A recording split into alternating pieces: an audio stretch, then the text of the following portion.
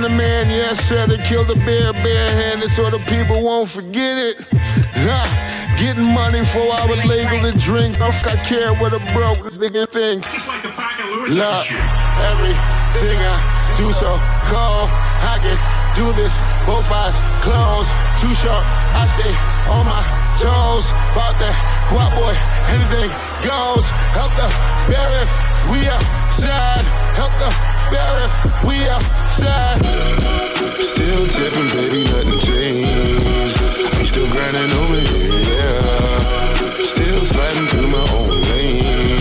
Shorty, nothing funny over here. Dallas rain everywhere around me. Dream to get money. Made it through the storm, living sunny. Dreams came true, now we eating. I got more dreams to chase, gotta reach them. Trying to put a team together like the Hunger Games. Everybody grinding because we all came from Hunger. Lay Ill Kid at OneYoungsta, hold it down, bringing that StreetGeek and NERDSoul. What is up, my people? Today, that's right. We talking about them cartoons, those tunes, them animes, them anything animated as thumbnails. We are getting into Arcane, which is a show that I've been wanting to talk about for a long, long time with the gentleman that's right over here. Now, it's a special day because not only do we have this gentleman right over here, but normally you see the artwork below you, right, below us right now. You see this artwork, and you say, "Hey, man, you always talk about this artwork, but we don't never see the person that be doing it." Well, today we have Robert Jeffrey up in here, the man when it comes to the crossing. So, and not only the crossing, but the man when it comes. All right, so we got the crossing. We got that.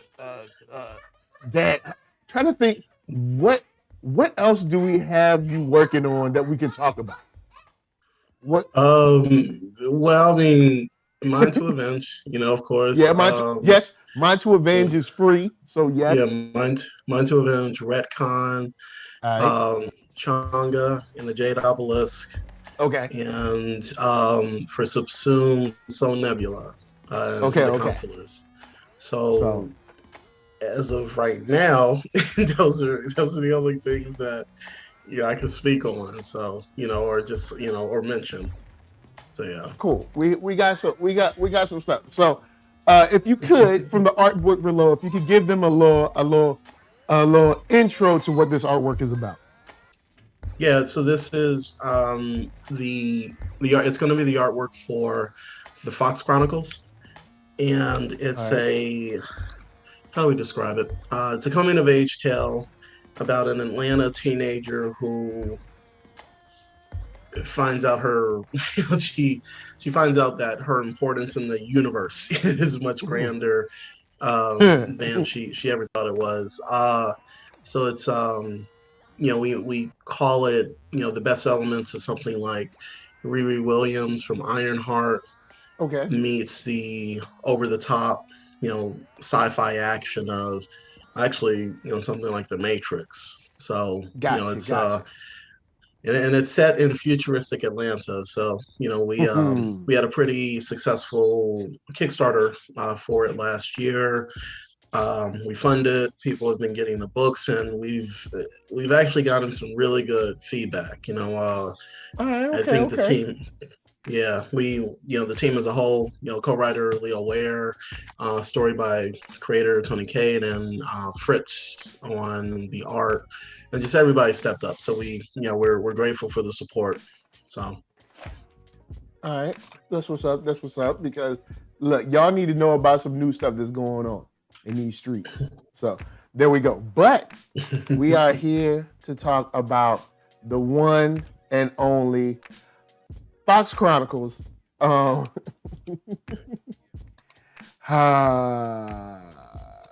you need to buy it. All right, so buy all those titles you heard of. But now let's switch on and get into that Arcane. Yes. You know what? tell me how you feel about Arcane in general after you finish it, because I've seen you talk about it on Facebook a little bit, and how you feel about the show. And I was like, we need to talk about this together. So let people know how you feel about Arcane and how you got up to it. Do you play League of Legends and stuff like that, or no? Well, okay, so I'm not a League of Legends head. So I mean, you know, and I'm familiar with the franchise. I've actually, you know, a couple of years ago, I got more into watching video game competitions. You know, like you know, Evo. The NBA 2K League. I'm actually I'm a fan of the local Hawks team for the NBA 2K team. Evo, and then so you know, by way of that, I've watched a few League of Legends tournaments. You know, it's you know, I'm more of a console gamer, and even with you know, even with that style of game, I've never played those games. So, you know, I'm more of a fan of watching them, and you know, seeing teams of people just kind of battling. I don't know if you remember a movie called The Wizard, you know, from back in the day.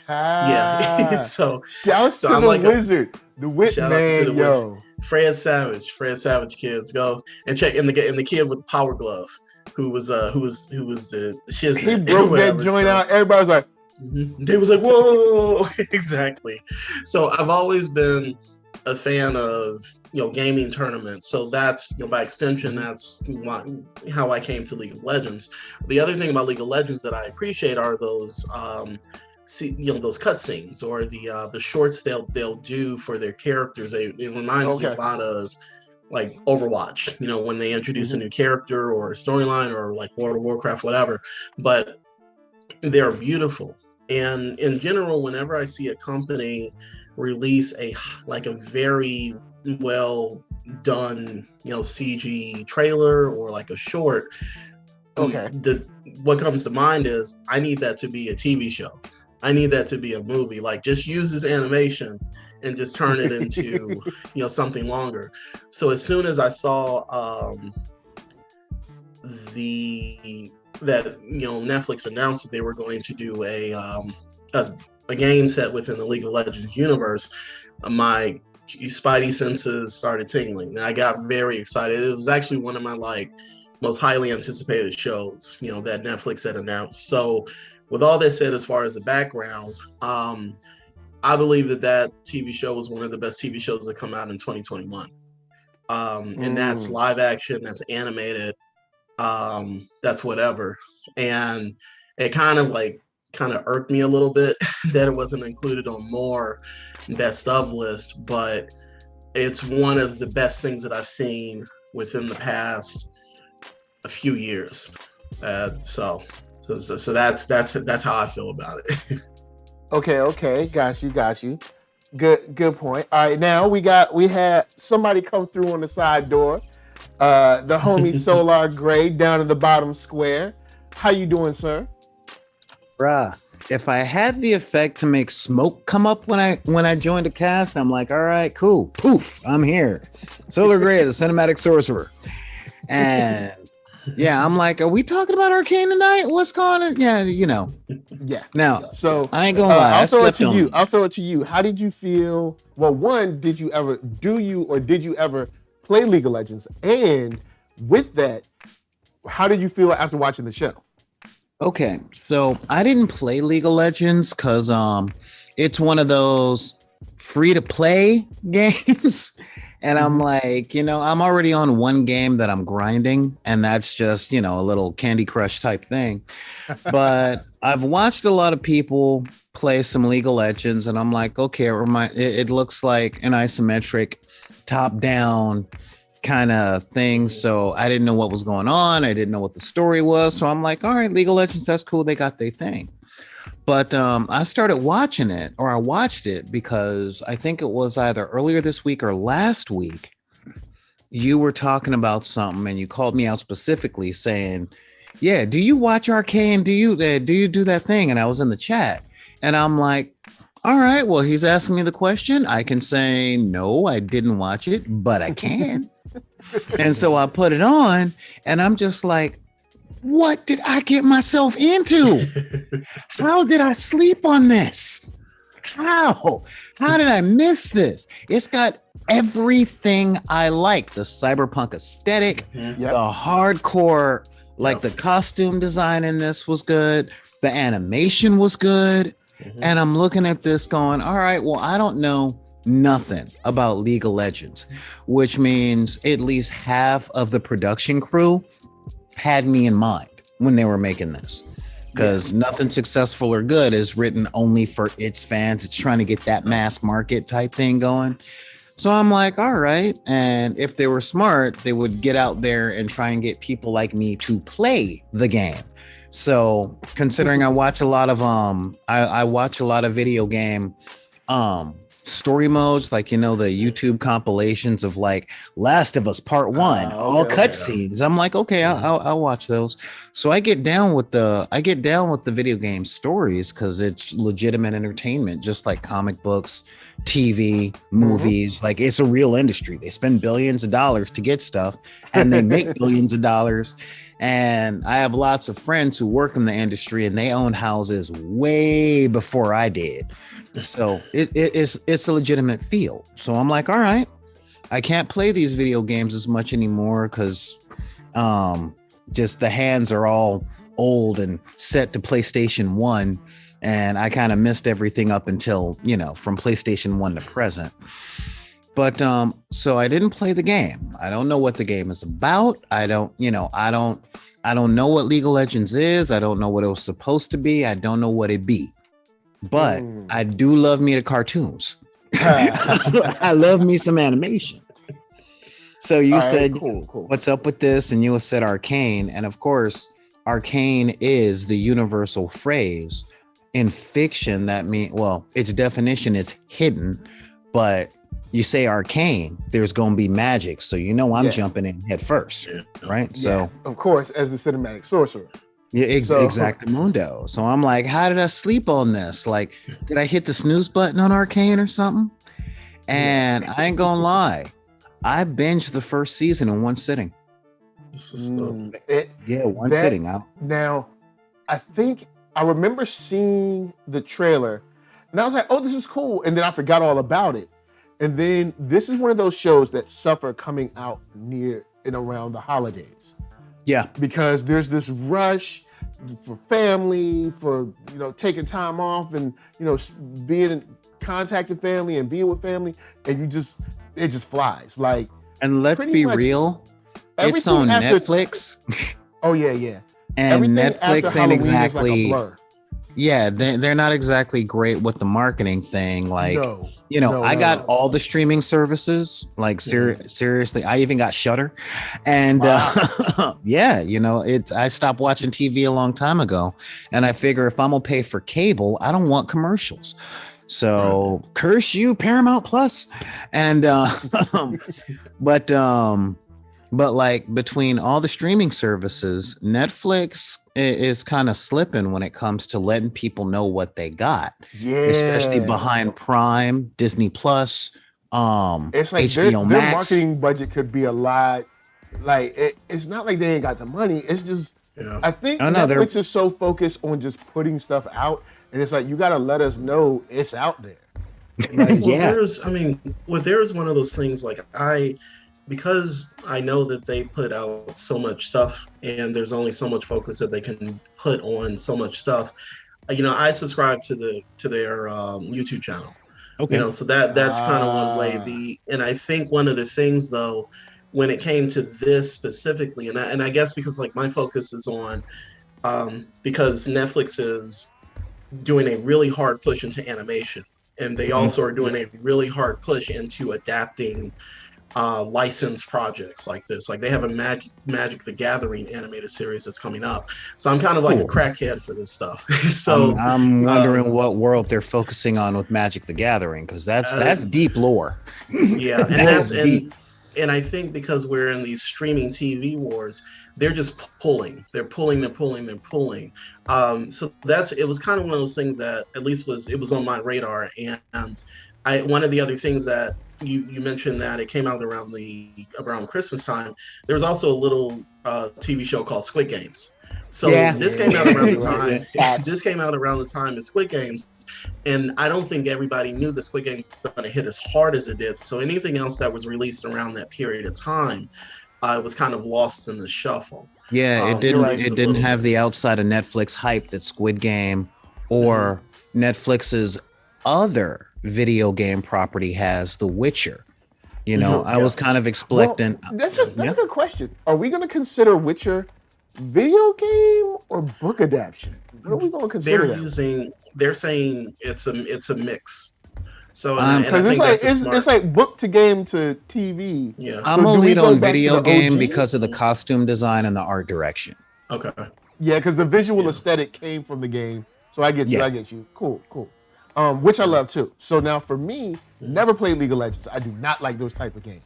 I don't. Now, I see they're working on Project L. Project L looked like my type of game. It's a fighting game. It's a tag fighter.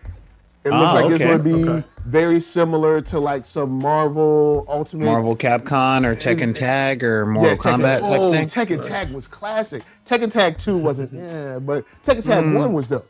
And then Echo looked sweet in it. So like when they showed that, I was like, yo, this is dope. But when I saw this show, the first 2 episodes, I was kind of like, man, I don't know. I wasn't really feeling it. But I love the artwork, so I stuck around. Okay.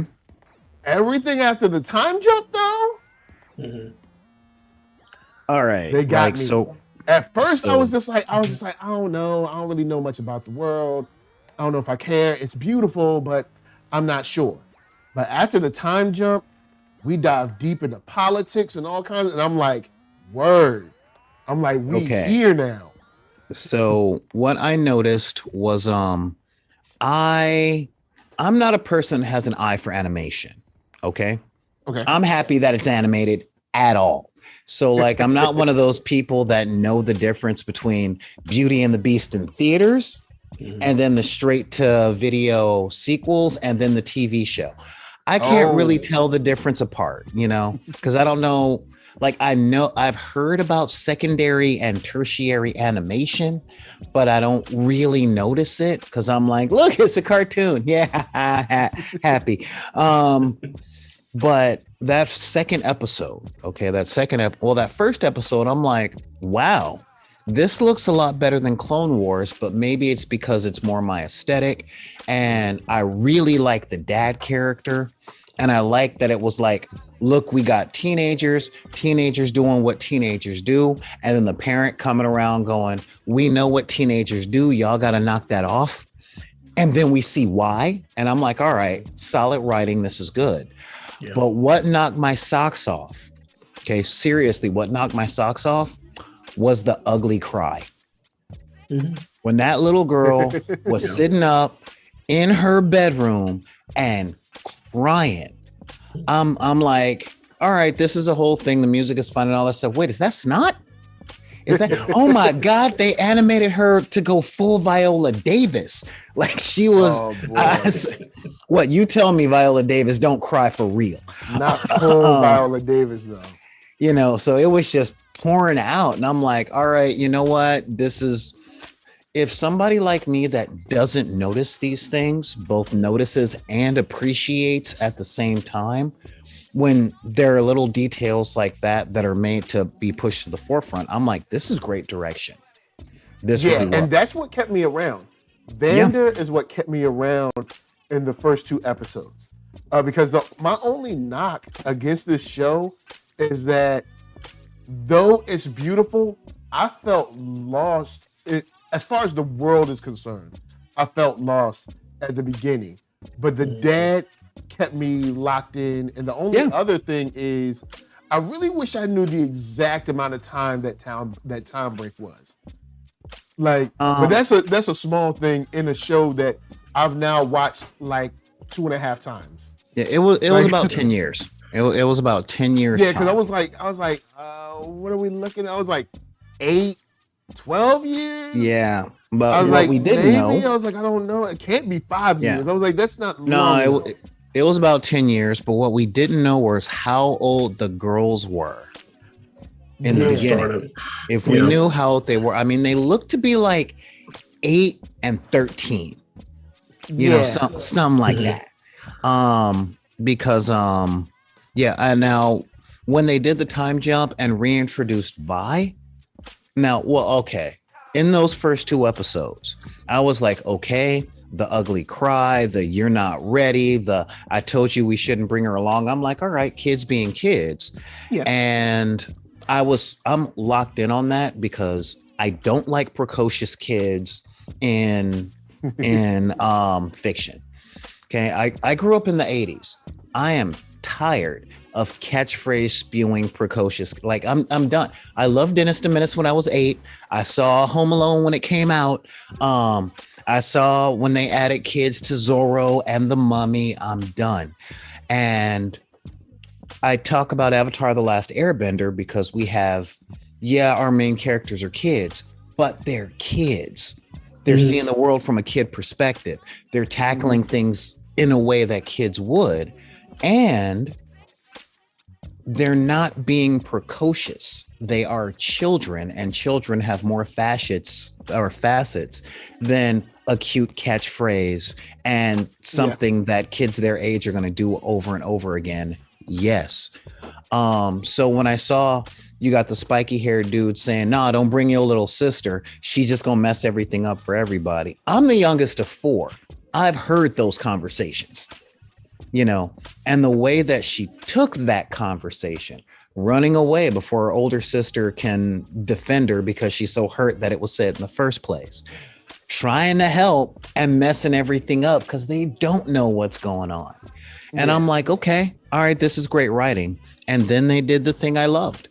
They did the thing I love, which was they put consequences out there, and not just people died, kids got killed.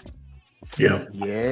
Like when Big Man ate it, I'm just like, no, not him. The spiky haired dude, I can kind of get that. And I'm like, all right, they're gonna do the jailbreak. This is cool. It's going good. And when it went bad, it went real bad. Really bad. You know, there's go ahead. Well, no, I was gonna say, I mean, like, even and you were mentioning like the first 2 episodes, and you know, like I said, it wasn't jiving as much. For me, I'm a lore fan. You know, I'm a world building fan, and it's funny because like when writing, those to me come second versus focusing on your characters. But because I hadn't been kind of immersed in the world of, you know, League of Legends, seeing them kind of build this universe was something that kind of appealed to me with those first 2 episodes. And especially with it having a steampunk aesthetic. You know, it's like steampunk, and that's one of the things that I love about the series. It's like this transition from this ancient arcane world to, you know, the lofty world of the future. So it's like you're kind of trying to bridge this gap, and the first 2 episodes were kind of key to that for me. In the animation, you know, just people just walking and talking. And one of the, you were talking about precocious children. One of the ways that I knew that these weren't precocious children, outside of them like robbing somebody's house, was that fight scene. The fight scene when they were in the alley. In the alley. See, that was the thing. That's the thing that stood out to me, because like when you see that, you start realizing that the animators are not doing a typical, you know, they're bringing something more to this. Like there are slow motion shots of children being punched in the face, spit flying everywhere, bloody teeth flying out of mouths. And the whole time you have who is, you know, the girl who's going to become Jinx. She's watching it and she's horrified. And if you're used to watching, you know, something like Stranger Things, those kids should be dead 10 times over. It shouldn't just be Sean Astin, you know, biting, you know, getting killed. It should be one of them kids. And I like that they were. The fact that they've made it 4 seasons is kind of shocking. Exactly. So with this one, you knew that some shit was going, and you knew that some stuff was going down when you see these children getting punched, getting beat up, and you're seeing bloody eyes, and that's even before the snot. So that set the tone for what we were going to get when they showed us more well choreographed, like more. Man, and when you say well choreographed. Yeah, no, yeah, like that's the thing. That set the tone for what we got later when you start scrapping. And shout out to the sister with them fist. Vi. Yeah, Vi. Like, yeah, like it was like a mix of MMA brawling, and that I'm a huge like fan of well choreographed fight scenes and animated works, and a lot of that goes back to, at least for me, like Justice League Unlimited. Without like discussing Western animation, but that was another thing about the series that stood out, where you felt the impact of all the punches that were being thrown or that were being taken. But yeah, there were no precocious children. Yeah, there were bodies dropping by the third episode. There were psyches being fractured, but with children, and the focus on mental health in this, I felt, was something that I think a lot of people picked up on, because I saw a lot of folks saying like Jinx reminds me so much of Harley Quinn. There's a lot there. Yeah, and there's a lot there, and when you see them, they don't play that just surface level, and I like that about the series. Yeah, so that the childhood innocence was lost by the third episode. It was lost at the end of the second, when again the only friend she knew died, and it was undeniably her fault. And then her sister is kicking her to the curb after finding their dead parents. I'm like, okay, I'm big on consequences, and this show just said, oh, hey, you. Yeah, we're video game. You like consequences? Yeah, okay. Well, let's see. Here's our consequence menu. Would you like them physical? Would you like a warm-up psychological consequence? Or would you like some political consequences for a main course? I kind of, and so I was good with that. I was really. Geeky Andre brings up Haley Steinfeld was Vi, and I forgot about that. Yes, she was. Said last year was really her year. Yeah, she had Hawkeye and she had Arcane, which came through. Now, speaking of those episodes, you have kind of two father figures sort of come to the mix, which it goes to show you you can get raised through the light side of the Force or through the dark side of the Force, because you got Vander. He's doing the best he can. He's trying to explain to this kid and Vi, like, look, I get what you're saying. I know it seems like I'm a sellout. I'm not against fighting, but right now we ain't got the power to really fight back. We gotta fight smarter. We can't fight harder, because right now we gotta have a cold war with these people. We can't have a hot war with the topsiders. Too strong. They'll just come down here and mow us over. But Vi is, she's at that age where it's like, no, I'm tired of this. So it's like, I get it, but at least she had Vander there to mold. Then you get Jinx, and Silco's like, at first it seems loving. Silco's like, oh, come to me, honey. It's I've got your back. Just you can cry with me. And next thing you know, you got to killing people. Well, okay. To that point, the conversation that nailed it for me with Xander was the older sister talk. That these kids look up to you, and I've heard that talks. Like I said, I'm youngest of 4, so I got to listen in when the parents were having that conversation with the older brothers, but they didn't go that deep. It was always, you got to set a good example, but not they are going to follow whatever example you face. So you say, let's go rob a house, they get their gear. You say jump, they're off the building before P comes out. That is the power you got, and that's the responsibility you got to deal with. I'm like, finally, it's finally been said in some sort of media what it means to be a role model. Because these kids will end up dead behind you in a second. Yeah. You know what I'm saying? And like he said, y'all blowing stuff up. And I know it seemed when you're young, even because when the fight happened, when Jinx throws the stuff in the water, I'm like, oh, they're gonna come back and get it. You know, it's gonna go to the, I thought that too. Fall to the bottom. They'll come back and get it that night. But it's like, no, this stuff is probably ruined. It's or it fell to the bottom of the bay. I mean, they that shows that this story is not typical. You know, we're thinking that, hey, they're going to come back and get the loot and everything's going to be happy. I mean, everything's going to be grand. And it's funny because you're looking at a movie a TV show which is on par with anything like Pixar puts out. So you're like, hey, it's this CG animated thing. Let's, it's just going to follow the typical route of these stories. And no, they don't get the loot. She has. Yeah, it was like, no, that's gone. He's got more. Don't worry about it. He got more. Exactly. It's like it's gone, and there's no opportunity. That's it. No, and this is after they've gotten their butts handed to them, in an alley fight. It's I think the other thing for me that stands out is seeing PLCs.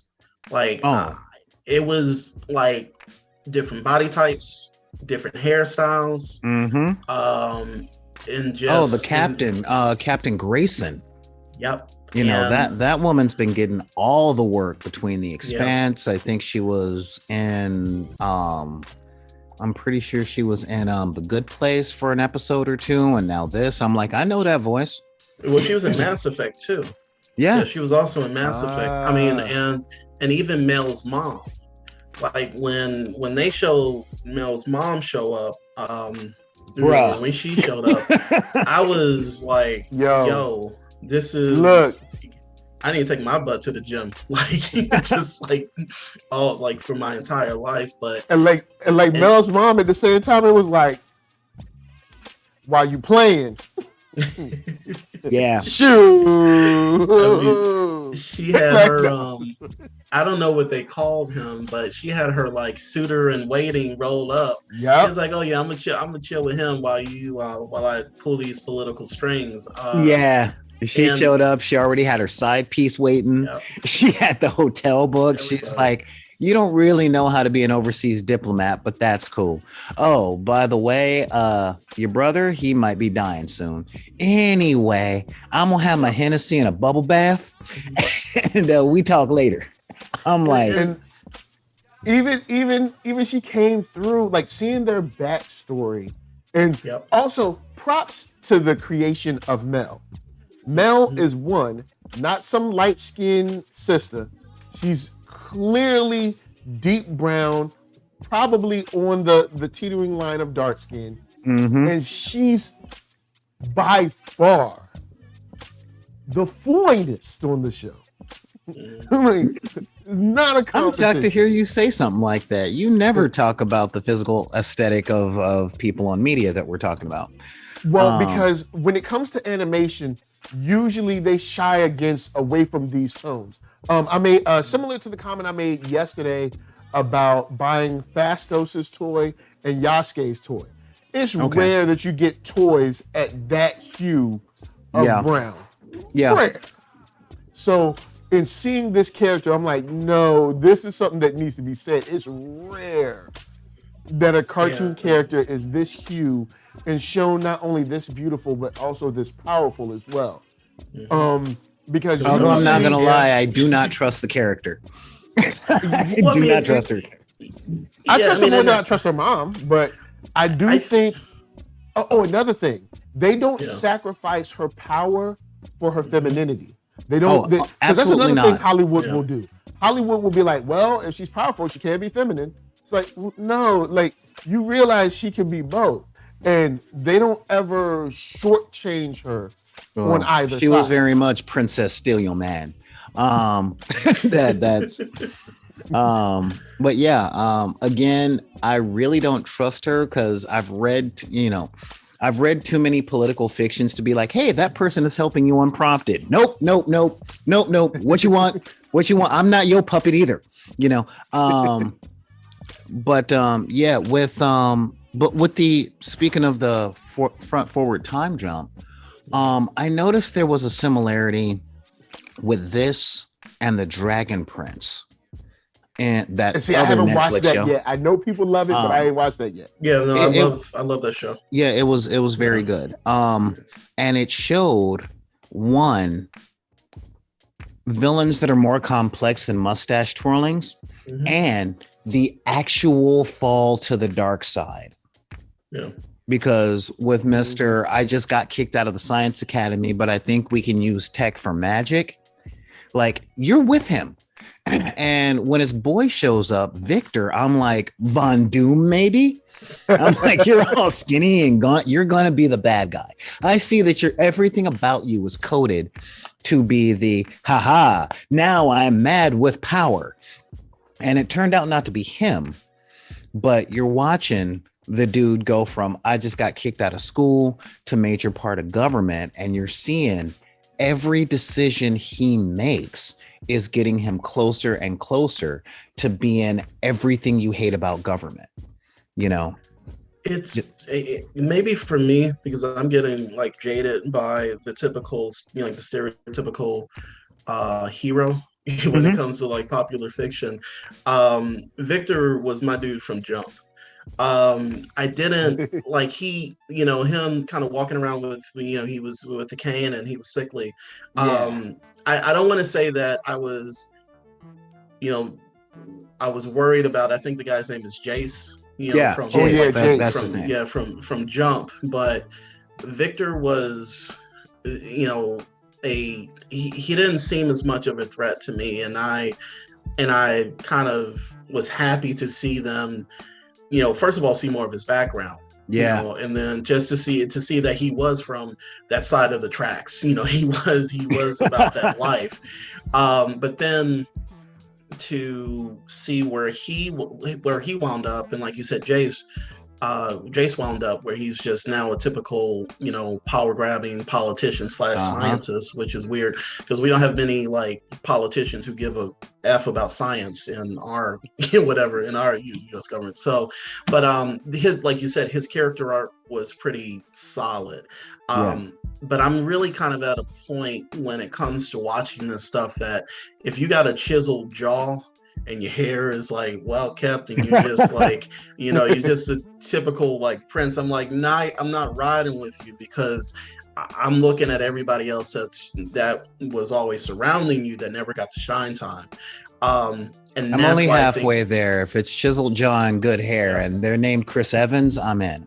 I'm kind of in there. So, but even then, like you gotta, never mind. But that's another discussion for another day. As far as like the makeup of the Avengers, why did it take them so long to add some color, or more women to the group? But I think just that representation was huge, because they definitely could have gone the route of I'll just be straight up, just putting nothing but white folks in this, but it speaks to something like you said, the Dragon Prince. That little, the little boys running around the afro.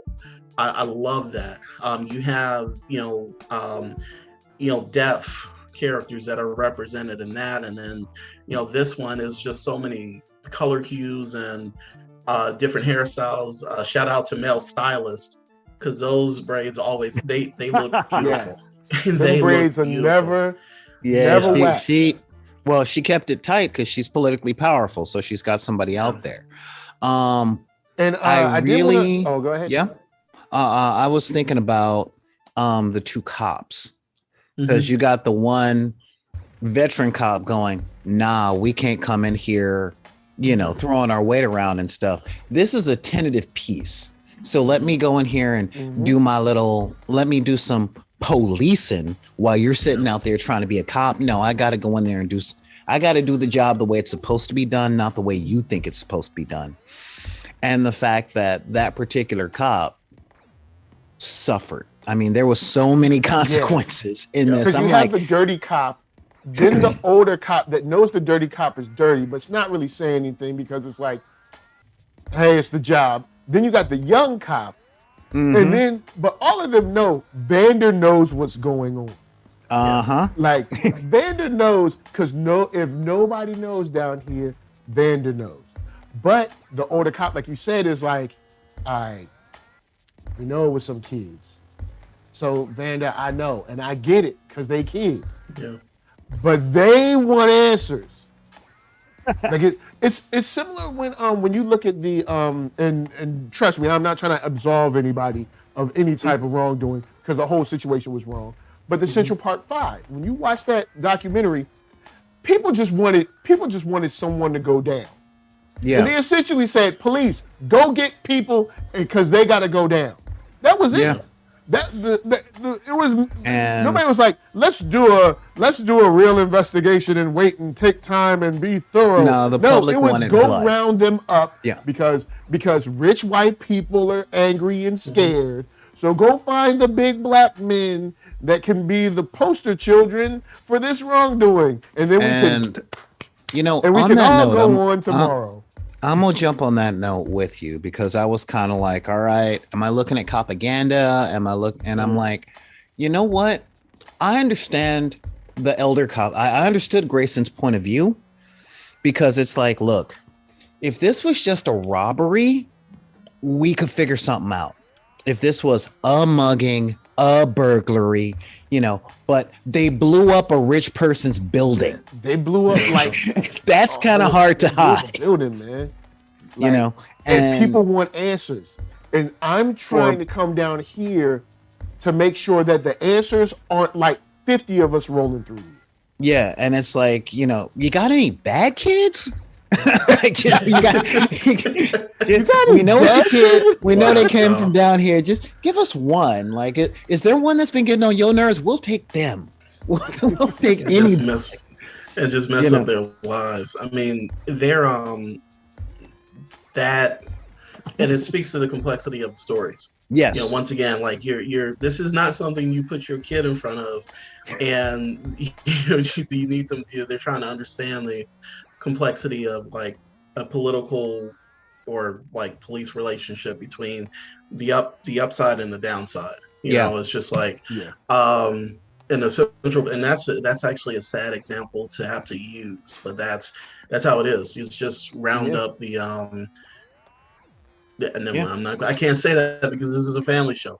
Round up the usual suspects. Yeah, the usual suspects.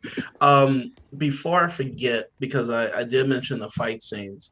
My favorite fight scene out of this, which told a story and incorporated hip hop music to the best of the whatever, was Echo and Jinx on the bridge. Shouts to Echo. When that Echo came through. Echo that beat dropped, it was just like I think I turned to my wife and I said I did not expect to hear a hip hop or rap in a steampunk inspired like fantasy action adventure, but how they cut between Jinx and Echo when they were younger, playing the kind of I can't remember what the game was that they were playing. When Jinx or Echo was flashing back to when Jinx was teaching him how to, or not Jinx, but when Vi was teaching him how to fight, and when he and Powder used to play the game, right? And just kind of cutting back and forth to that, and how even some of the blows that were being, or maybe even the punches or the kicks that were being thrown, were linking up with the music. I think that's lost because like I know a lot of people were making jokes about We Are I think it was like We Are Giants, or what's the name of the group that does the opening theme song? Is it We Are Giants or We Are Dragons? Imagine Dragons. Imagine Dragons. And then people were making jokes about the band, and then also being in the series, and then also doing the theme song. And I actually thought it was more of a song, but I think that it's weird. Imagine Dragons are like they're a joke, but they also make music that's not bad. Like you hear, I mean, that's like, the thing. You're like, I don't know why people are clowning them. It's not that bad.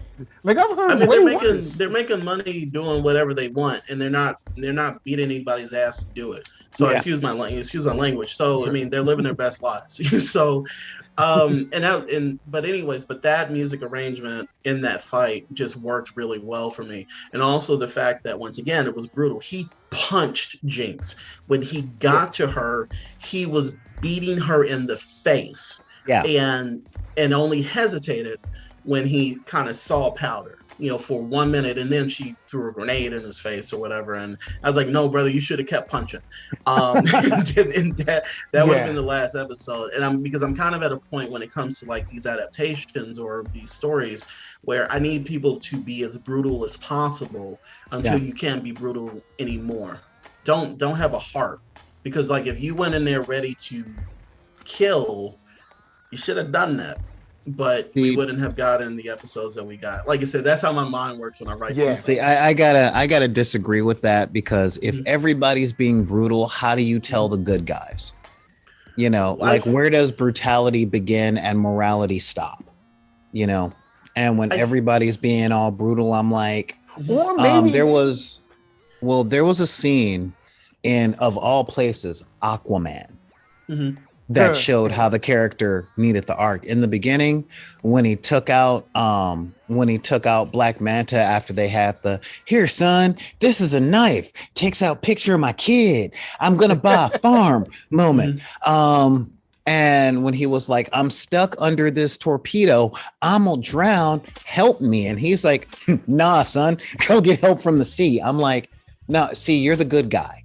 The good guy is supposed to try and save everybody, not just if the good guy kills the bad guy in combat, that's one thing. If they kill the bad, like I didn't have a problem with Superman killing Zod, because Zod said to him, "As long as I draw breath, I'm gonna keep coming." But that moment of, okay, I don't believe you are who you are, but he hadn't been face to face with her for a long time. So having that moment of, I can see my friend in there, shows the audience that he's not the same kind of monster. He's still morally above where she is. And effectively, I get it. He don't kill. Yeah, I mean, and like I said, I think there definitely is a place for the. I'm trying to think of the best way to say this, because I something like, there are definitely those properties where when the violence is like over the top, it doesn't like jive with me. But my thing was with him, he went there with a purpose. Yeah. And that's kind of how I saw it. And also this is after years of seeing what she's been doing. What she's been doing, but also, her gang or whatever have been doing. They've basically been in years of warring, and that and I actually like the example that you used of Superman and Zod. But I think that there's certain moments where I feel in a lot of these, and whatever it's things that we watch or whatever, where the hesitation of the hero comes back to bite them in the butt. Oh, absolutely. Always. And that's kind of where I'm at. So if the story calls for it, then definitely handle it. But if there's a moment where we don't want he or she to, or they, to go full overboard, full blown, just massacring people, then that's something that should be kind of not done. Yeah, but I get that. But specifically when it comes to, I don't know. Sometimes I get tired of, there's only so many times that you can keep punching somebody before they punch you back. And hopefully at that point, it'll be hard enough that you will be like, well, shit, I don't need to mess with this person anymore. Oh, I'm with that. I have no problem with the good guy showing that they could end the bad guy, but it's just a matter of it goes back to the point I made earlier. going evil is not an on-off switch. It's the culmination of 1,000 decisions, you know. Right. Now, would you consider that kind of going evil, or I mean, for Echo? Because now that I think about it, I think I would have liked one instance of them meeting each other, but see, we had that time jump, so it would have been nice if we got a meeting of them, say 5 years in, because the way they stood against one another was like, okay, you know what?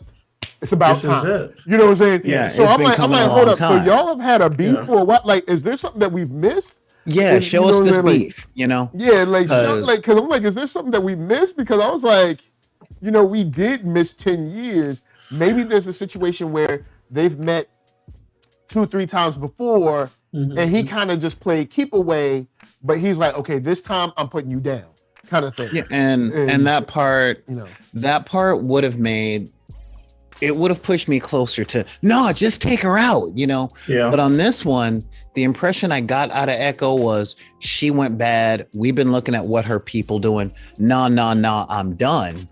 And people in general don't work like that. And the realism of the characters in this show had been written to be just on that side of how people really are. Because, I mean, let's face it. How many times have we looked at exes saying, nope, not calling him again. I'm not going to talk to him like that. Or that person screwed me over. I'm not even going to answer the call. I'm blocking him. I'm doing all this. And then you run into him in person, and whole time, years, you're thinking, next time I see him, boom, they're catching some hands. It's just going to be, you know, 5 fingers say to the face, 5 across the eyes, done. And then you see him in Ralph's, and it's like, I'm going to just ignore you. You know, I mean, you don't go that hardcore, no matter how long you've been thinking about it, you know, how long you've been preparing, like, next time I see them. And that's what I saw. Since Robert Jeffrey is in Atlanta, I think, you know, when you see him at Mrs. Winters, you know what I'm saying? Sure. I mean, well, that would be me at a closed establishment. Yeah, I mean, I think from the conversations, and it might have been just like 1 or 2 episodes when we saw an older Echo, he said enough for me. You know, that was the thing. He said enough. And then even in that opening meeting where you have the awesome sequence of them on I call them hoverboards, you know, when he was in the mask. And so we've had 2 occasions where they've gone directly after Jinx, you know, and her folks, or Jinx directly. And then Echo, you know, when you say Sans, you know, without the mask, it had the conversation with Vi. Like, he said, you don't know her. Like, you don't know. And shout out to whoever the voice actor was they got for him when he was older. That leading up to that scene where it just felt kind of raw, but I at least felt that he had got into a point with her where he was tired, and this was going to be it. I think the difference being between us, like, you know, seeing the, you know, knucklehead that we've been, you know, trading words with online, you know, and saying like, well, I ain't gonna knock that out today, maybe tomorrow, and then seeing their relationship, there's a big difference for me, because I think that there definitely was, we could have had like maybe a couple of moments where we could have seen that kind of build up, you know, between the 2 of them, specifically because they were so close. On that one, I agree wholeheartedly. Yeah, but it was one of those things where and then now this is a completely different, you know, example, because the Joker is a homicidal maniac, you know, with no, like, you can't, there's no, if anybody ever comes to me and tries to like say, no, you got to empathize with him, that person is suspect. That person is suspect to me. Yeah. And needs to get out of my house. Yeah, that's suspect. But the discussion that people always have with, like, the Joker should have been dead, you know, many, many years ago. And it's just like, I kind of agree with that, but I understand that at least after death in the family, right? Batman will never go over that line, and also because DC Comics won't ever part with a huge character like that. It's true. Yeah, so it's one of those things where, like I said, I'm down for, you know, and as long as the killing is justified in some of these, some of these works. But if it's not, then I definitely, don't get behind what you say, just extreme violence for the heck of it. Yeah. I mean, I love Invincible, but there are times where I had to take a break from that comic. It can be a little cartoonish. Yeah. Yeah. Like I kind of, it makes me wonder about Kirkman when he was, just not the animated series, but the comic book. Like, I'm like, wow, the colors are popping on these intestines. But did you just like, can we get the colors on our book? But we won't like have so many like brains flying everywhere. But, I think his big thing was like these are the consequences of what if Superman punched a person and his face exploded, and it's just like, do we need it? Yeah. So the same thing could be said for Echo, going, not hesitating and killing her. So I definitely understand that side of the argument. It's just one of those things where when they got to that moment, I could have seen him doing it. And then and I wouldn't have had a problem with it. Clever Little Vixen said also Vi kind of put in his mind that, Powder's in there somewhere, like she can be saved kind of thing. Yeah, if Vi hadn't showed up, like Echo, if Vi hadn't shown up going, no, she's still in there. I know it. She's my sister. Things would have been a little different. Yeah. All right. So with that said, we are coming at time. I'm gonna throw it to Solar.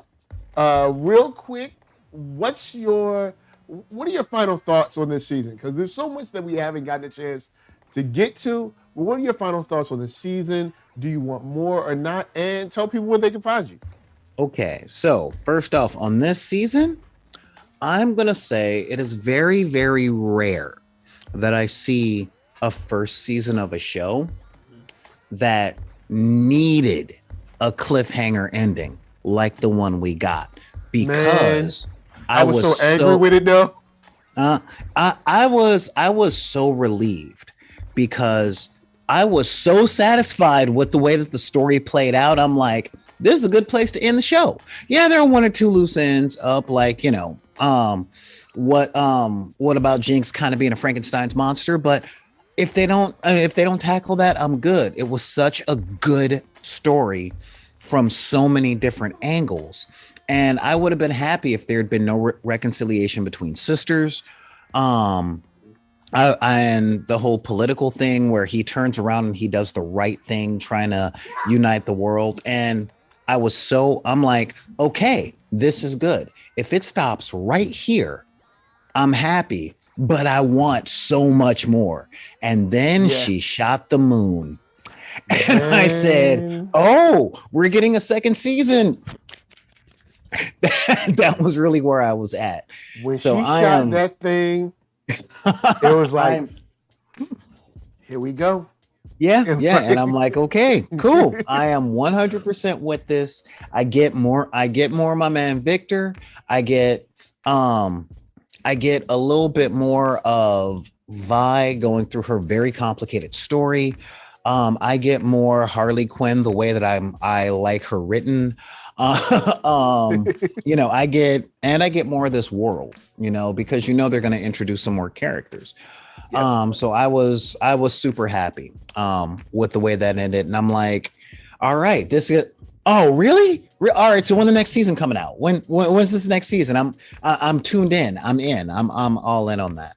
And you guys can find me on twitch.tv/BID_P around 3:00 Monday through Friday, where we talk about so many things, escapism as a whole, comics, TV, not as much video games, but board games, role-playing games, cosplaying, miniature creation, terrain building. And you can find us there using all of these skills and the principles from these skills to help people live better lives. I mean, that's the whole place that I'm at. So yeah, you can find me there at twitch.tv/BID_P. You can also send me an email at backinthedeck@gmail.com. That's BACKINTHEDECK@gmail.com. Hit me up if you think that, I'm being a little, what's the term, soft, because I like that Echo had to take that hesitation of a moment to say that, oh my God, good. He's still a decent person deep down, you know? So yeah, that's where you guys can find me. Again, I am loving this. I'm loving this show. I have not been this geeked over watching something new for a long time. So yeah. Yes, same with me. And over to Mr. Robert Jeffries III. So I have a top 10 of like favorite, let's say, action animated series, and this is on that list.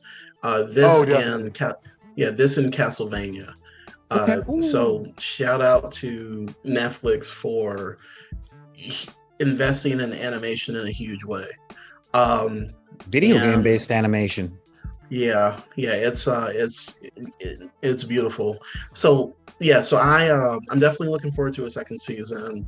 I'm looking forward to them expanding the world that they've built. I think it's called Piltover, and bringing in more characters from League of Legends or more lands or places to visit. Because I think once they open up the doors with the form of travel, we have an opportunity to get out of the city and to see different places. So I want them to expand more and, get me more immersed into the world of League of Legends. Like, I don't know if I'm going to start playing a video game because, like I said, I'm a console head, and, the fighting RTSs aren't really my thing, but I'm kind of like geeking out over this, as far as Arcane. So I'm looking forward to the second season and hopefully a third, and however many they need to tell their stories. As far as where people can find me, I'm a social media hermit or whatever. So I am on Instagram, robertk.jeffrey, robertk.jeffrey, and actually special shout out to blacksci-fi.com. So y'all can check out our website, and we got new digs. So definitely come through and check out our work, and visit 133 art, raycomics.com, and Subsume Life. Shout out to the people who pay me to write stories. So this what's up. All right, for me, this is a show that I was hyped about the trailer, forgot about. Then I was like, oh, it's out. Watched it. The art is incredible. It's just a beautiful show to look at in general. I love that kind of. It's almost like they've created their own style. It's almost like they went and saw, kind of like Clone Wars, and even Clone Wars kind of changed up the game a little bit with the final season that they did on Disney Plus. But it's like they saw Clone Wars and was like, all right, let's throw a couple edges on this, a little splash, and make it our own. And it is incredible to see. I'm an action guy, so the fighting here is top notch. They do not disappoint. The Echo fight was good, but also when it comes to the heavies, Jace with that axe, man, bruh, that axe is something serious. And then to the axe and the power gauntlet fight, the transfer over to the Project L video game, kind of like a video that they put out to kind of show you what they're working with. There's a character that has an axe in that, and he is incredible. But I'm sorry, Echo exists in that game, so it's over. This is gonna be but this show came out of nowhere for me and really impressed me. I'm not a League of Legends guy as far as that type of game, but this show is top notch, and it was criminally underrated.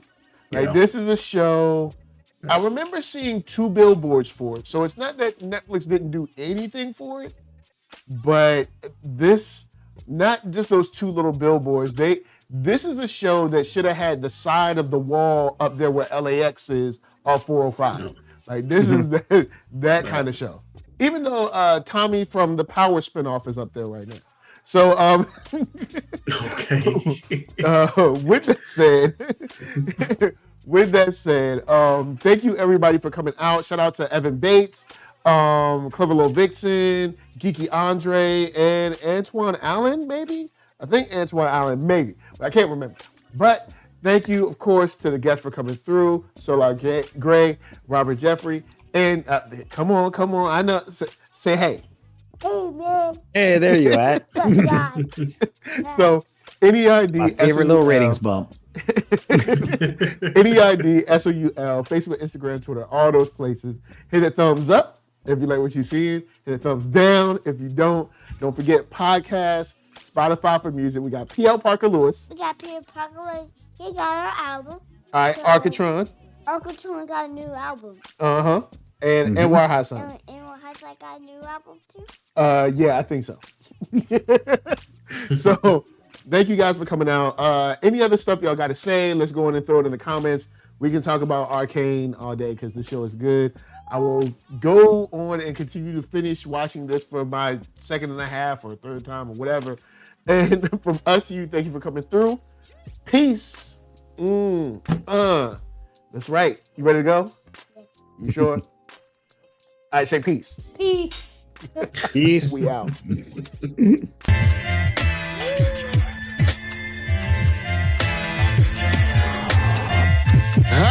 I'm the man, yes sir, that killed a bear barehanded so the people won't forget it. Getting money for I was legal to drink. I care what a broke nigga think. Just like the pack of Lewiz. Look, everything I do so cold. I can do this, both eyes closed. Too short, I stay on my toes. About that guap boy, anything goes. Help the bear if we outside. Help the bear if we outside. Still tipping, baby, nothing changed. We still grinding over here, yeah. Still sliding through my own lane. Shorty, nothing funny over here. Dollars rain everywhere around me. Dream to get money. Made it through the storm, living sunny. Dreams came true, now we eating. I got more dreams to chase, gotta reach them. Trying to put a team together like the Hunger Games. Everybody grinding cause we all came from Hunger Games.